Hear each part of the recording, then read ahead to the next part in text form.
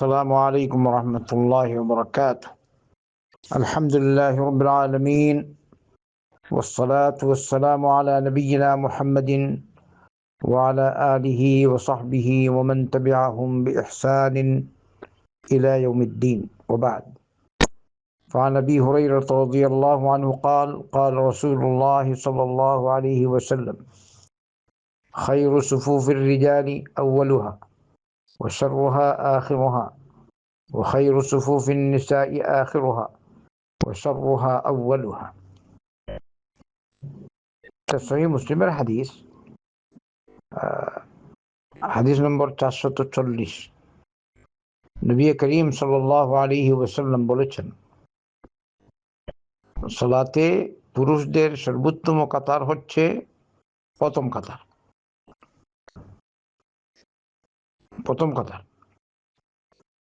আর সবচেয়ে কম মর্যাদাশীল কাতার হচ্ছে শেষ কাতার, সর্বশেষ কাতার। আর নারীদের জন্য সর্বোত্তম কাতার শেষ কাতার, মানে নারী যত দূরে থাকবে ততই খেয়ার।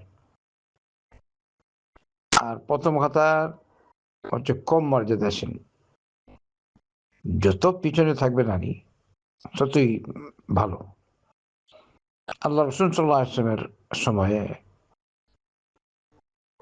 নারীরাও, সাহাবিয়াত রাদিয়াল্লাহু আনহুন্না, মসজিদে এসে জামাতের সাথে নামাজ পড়তেন। তো ওখানে তো আলাদা কোনো পার্টিশন ছিল না। তো বলা হয়েছে, যত তুমি পিছনে থাকবে ততই তুমি ফজিলত আর মর্যাদা পাবে। তো নারীদের জন্য মসজিদ যাওয়া স্পষ্ট, আলহামদুলিল্লাহ, বৈধ, জায়েজ, কিন্তু শর্ত সাপেক্ষে। আচ্ছা, হাদিসের প্রথম অংশ দিকে একটু আসি। প্রথম কাতার সর্বোত্তম কাতার পুরুষদের জন্য। কিন্তু আমি বলে থাকি, অনেক ভাই দেখা যায় প্রথমে আসে, পিছনে বসে থাকে, যেমন সুন্নত পড়লো পরে পিছনে বসে থাকে, আর না দ্বিতীয় কাতারে, তৃতীয় কাতারে।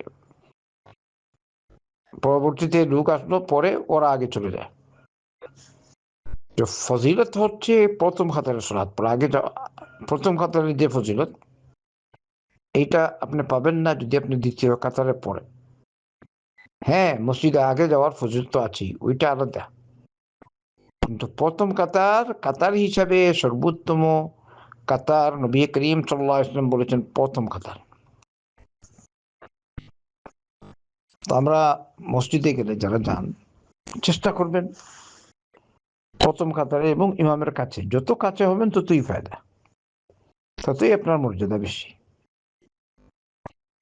এমনি ভাবে সহিহাইনের রিওয়ায়াত, আল্লাহ রাসূল সাল্লাল্লাহু আলাইহি ওয়াসাল্লাম বলেছেন, লাউ ইয়ালামুন নাস মা ফিন নিদা ওয়াস সাফফিল আউয়াল সুম্মা লাম ইয়াজিদু ইল্লা আন ইস্তাহিমু আলাইহি লাস্তাহামু। মানুষ যদি জানতো আযানের কতটুকু মর্যাদা আর প্রথম কাতারের কতটুকু মর্যাদা, আর তারা সেই সুযোগ পেত না, আযান দেওয়ারও সুযোগ পাচ্ছে না, আর প্রথম কাতারে যাওয়ারও সুযোগ পাচ্ছে না, কারণ সবাই চায় আগে থাকতে, সবাই চায় আযান দিতে। এমন অবস্থায় তারা লটারি দিয়ে হলেও আগে যাওয়ার চেষ্টা করবে। সুবহানাল্লাহ। কিন্তু আমরা পিছনে, কোনো মসজিদে আছে আযান দেওয়ার মতো মানুষ নেই, মুয়াজ্জিন এখনো পাওয়া যায়, যদিও আলহামদুলিল্লাহ বেশিরভাগ মসজিদে নির্দিষ্ট ইমাম মুয়াজ্জিন আছেন। কিন্তু মুয়াজ্জিন না থাকলেও পাড়ার, মহল্লার, গ্রামের মানুষ এরকম হওয়া উচিত ছিল যে আমি গিয়ে আজান দিব, এখানে মুয়াজ্জিনের দরকার নেই, প্রত্যেকে আজান দেওয়ার চেষ্টা করে, আগে যাবে মসজিদ। আল্লাহ আমাদের হেফাজত করুন। কিন্তু আমরা দেখবেন, প্রথম আজান দিবে কি, জামাতের সাথে 5 ওয়াক্ত নামাজ তাকবীরাতুল ইহরামের সাথে কয় পার্সেন্ট মানুষ নামাজ পড়ার চেষ্টা করে, অথচ তাকবীর তাহরিমার সাথে নামাজ পড়ার কত ফজিলত, সুবহানাল্লাহ।